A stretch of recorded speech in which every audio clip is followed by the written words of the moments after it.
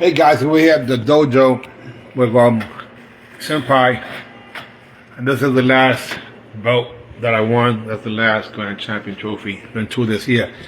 So to answer some of you guys' questions, by September I believe the first event will be, and I'm trying to do 3 of them before the year's out. So I want to do September, October, and November, and hopefully that'll work out in Connecticut, the Bronx, Connecticut, and Orlando, Florida. It's tentative. However, if some of you guys want to participate in what would be promoting some of the events, contact me and we'll collaborate it. But when it comes down to it, at 71 years young, sir. Yes, sir. What do you think about what's happening right now with UMAN? Oh, I can't wait. I can't wait. It's going to be exciting, especially for the older people from 40 on up. The OGs. The OGs, yeah. I take that back, not older people, OGs. Yeah, I think that sounds a lot better, right? Yeah. It used to be what they used to call the old man, but OGs is more respect, right? and it's for those who don't realize, it literally gonna be the old part of it is the old school quality of the technique. If you extend your glove and hit someone to the shoulder, that's not a point we can ever recognize, But it's not just fighting, sniper forms. And believe it or not, you guys may not realize, but there's also sniper weapons. In other words, I put sniper, fighter, or fighting in forms, but forms, weapons forms is the weapons form. So that's forms. And the women will have their own separate division when it comes to sparring, but I want those black belt women to come out and play. I want all those warriors to come out and play. Quite a few legends have contacted me, and the idea about a pioneer and a legend. So imagine this, Senpai. You're fighting in a tournament circuit that's like the fountain of youth, right? And there's OGs.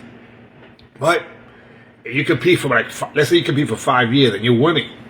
And because right now you get a chance to be a pioneer in that circuit because it's just starting. How about you compete for 10 years? 10 years from now. At that point, you could be a legend based on the results. How cool would that be? That was super cool. Being able to earn your own status, and those who are retired, perfect. You have no excuse. You got time now to train. And it's going to be mostly regional. And then we'll have the U.S. championships. And what do you think about the idea about 5-year difference? That's excellent. It gives everybody a chance. That's what it's about. Us one. We all important. And I aspire, at 59 years young, I aspire to be able to see people and be able to perform after 80. If we get people that older than 80, because I'm looking at doing, imagine a 100-year-old competing. Like, why not? Like, why? Come on. You're alive. It might help you stay to 100. Like, my goal is to win at the 100 division. So this is really about giving a platform for people who think that it's too late, that life is over. No, it's not. We're still here. And you can have an opportunity to become a champion yourself. Man, it's never too late. I strongly believe that, guys. One thing guaranteed, that time doesn't wait for anybody, so the time is now. So I will be putting some more information out. Again, based on the fact that the rules are going to be consistent. Pretty much what sniper fighting forms really is a throwback from 1963, the first sport karate tournament ever, which became the USK Grand National by Robert Trias. 1964 was the first Long Beach International with the legendary Mike Stone, who won the first one. So, and then by 1985, that was the last time we've seen a tournament circuit with the same quality of intensity. 86, things started to change, and I'm going to be showing people the timeline of exactly, and you're going to see the minute the teams got involved, everything changed. Everything changed, and not in my regard for the better. And people just don't know the true history of what is American sport karate that scored points. It wasn't the Japanese, it wasn't the Koreans, and it was not the Europeans. It was the Americans that trained in those styles that came from Japan, Korea, and it might have been a European also that trained in that. However, we developed our own system, our own style. For example, a blitz. Today, people are so confused that they think a blitz is a dive bomb. Or even people who compete in traditional karate tournaments, you watch videos on YouTube, they do a thing called a blitz, and you're like, that's not a blitz, because it's not. A blitz is a two-step technique on the ground, and the first one we saw that ever recorded on video was Mr. Chuck Norris himself, Carlos Norris. And that truth there is something that is documented, and I actually put that. In addition to that, there are people who had never learned how to do a blitz. They just did a dive bomb, and they think just because they go from point A to point B, that's a blitz. Now, what's confusing is that when you have top fighters saying that, well, everybody else is going to copy. It's like the top fighters extending their gloves. They're not trying to cheat, the rest of them. They don't know that that's cheating. But if you think about it, if the glove's not in the hand, I should say the hand's not in the glove, and they hit you to the stomach, they call that a point now. Hear that, Senpai? Yeah. And that's pretty crazy. So no, that's not going to happen in UMAN, the glove extension rule. If you do that, you will be penalized. I should say you get one warning. But we're also going to have this rule called the honor rule. Because it's all about honor and respect. So if you honor yourself and you respect others, if you score on me and for some reason the judges didn't catch it, you know what you can do, Senpai? No, sir, tell me. You can say, he scored on me. Imagine that. So you can supersede the person. Here you got a legend named Don Magnus who beat even I believe a heart operation. Lives in Hawaii. The guy was from Maryland, I believe. If not, I apologize.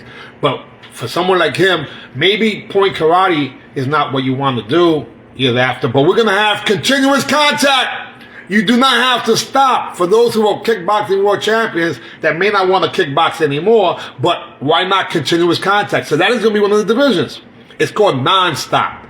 The point karate is actually called stop, and the continuous contact is called non-stop. 40 and above, from 40 to 49, from 50 to 54, from 55 to 59, from 60 to 64, from 65 to 69, from 70 to 74, from 75 to 79, from 80 and above. And if we have to do 90, we'll do it. Bottom line is the fountain of youth. We want people to stay young. Martial arts is supposed to be about longevity. And those of you who are competitors, hey, now you get a chance to become a champion. Forms, weapons, sparring, whether it's stop, meaning point karate, or continuous contact too.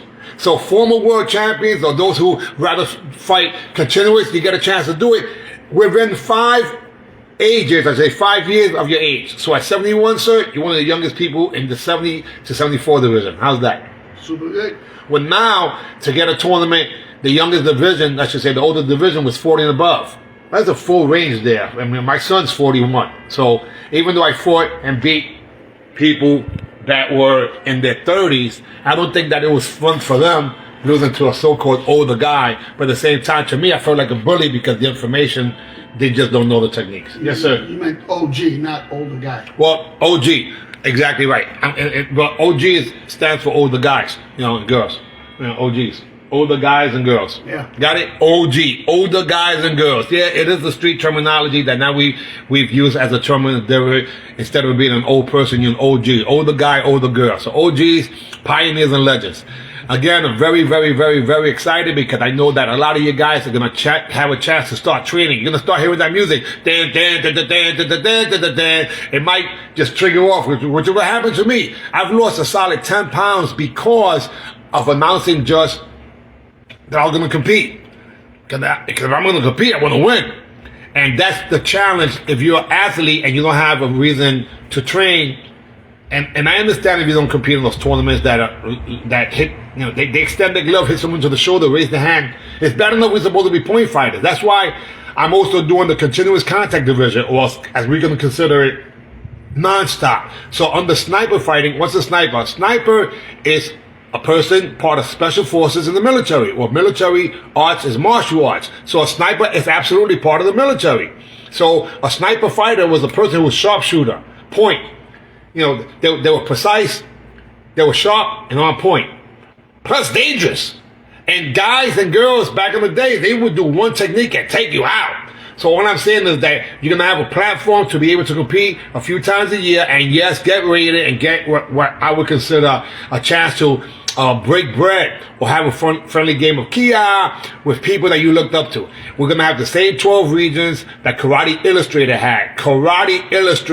And hopefully we can get Ronaldo Barden to come here and do an interview. Now, I'm going to attempt to show you guys what we have here in terms of the school, and it might be a little challenge, because sometimes the Wi-Fi, or they call it Wi-Fi. Again, that's the grand championship that I just won against someone in their 30s, and this is the second grand championship, or the first one that I won this year. And I felt like a bully because I really don't belong there. But this is the dojo, so this is where we're going to be practicing our sniper fighting. And for whatever it's worth, for those of you who need some motivation, there's sniperfight.com, where I'm going to be sharing a lot of the techniques that throughout the years I acquired and learned from a variety of people, including Grandmaster, rest in peace, Joe Lewis, rest in peace to Ray McCallum. I'm going to have to do a big, shout out to him, because Ray McCallum, forget about it, my motivation. That's one of the shout outs to Chamadar, rest in peace, and my mom and my brother. So this whole thing is a family affair, and I think that all martial art is a part of the same family. I don't think we've had an opportunity to really have some fun consistent with how it was before 1986. So up until 1985, again, the intensity was different, and I can't wait to see some of you guys' forms. I would love to be able to see something like Kiyoshi Tommy Chan, or I should say Hanchi Tommy Chan versus Soki Hassan Khalik in the weapons form. Oh my God, all these guys are my heroes and girls too. Imagine Cynthia Rothrock coming out to compete against even Christine Bannon Rodriguez or somebody like that. I mean, we're going to create moments. Please share this information, guys. Please share this information, because my goal is to help people stay alive. And I am a little, I got an agenda. And what that is, to see you guys around until you're 100 years old and doing a form. Who's going to be the first person that's 100 years young doing a form or even sparring against another 100-year-old? Let's see. It's not about quantity, it's about quality. And for those of you who say, do you have to be a black belt? The answer is no. No. We will have beginner, intermediate, and advanced divisions too. The idea is that the grandparents, the baby boomers, etc., will get a chance now to not only be fans, but be cheered also, because you can still become a world champion. And that's my goal. We're going to start it off regionally, nationally, and then hopefully this will go worldwide like it did before, where America was the one that inspired the world. AB, see ya.